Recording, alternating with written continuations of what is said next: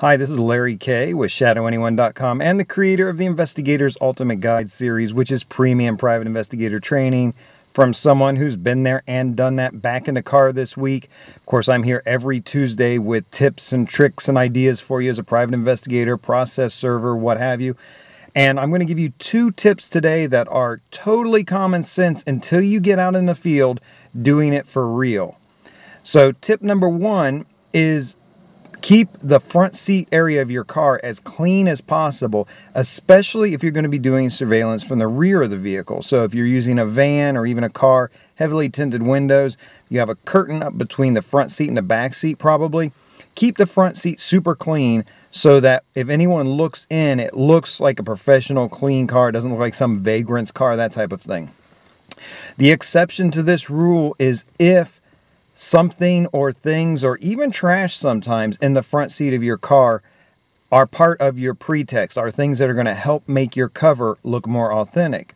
So you may be posing as a worker's van or someone who's parked near a construction site. Then sure enough, in the front seat, you may want to have a hard hat or a high visibility vest and a hard hat, those types of things. If you're posing as, if you're working out of the front seat of your car, again, clean is nice.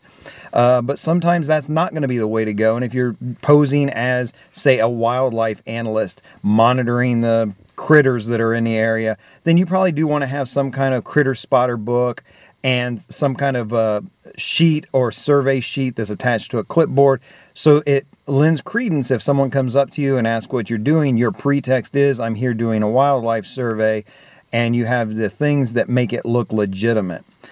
The other common sense thing, until you're in that moment, is when you're doing surveillance, always know where your key is. Keep that key someplace, the same place all the time. Either a specific pocket that you carry it in, or in a place like maybe in the cup holder hidden by the armrest, maybe in a clean ashtray, obviously, clean ashtray up front.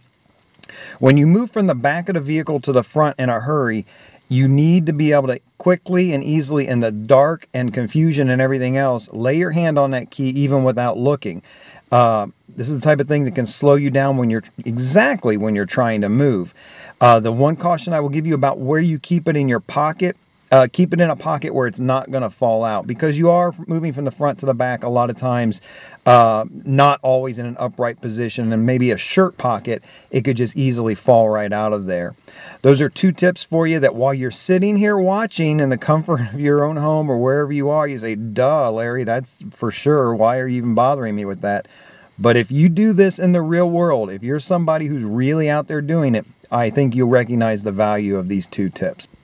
If you have other tips like this that you'd like to share with people, please drop them in the comments below. We can all learn from each other's knowledge. This is Larry Kaye with ShadowAnyone.com. Remember, do the right thing, even if it's the hard thing.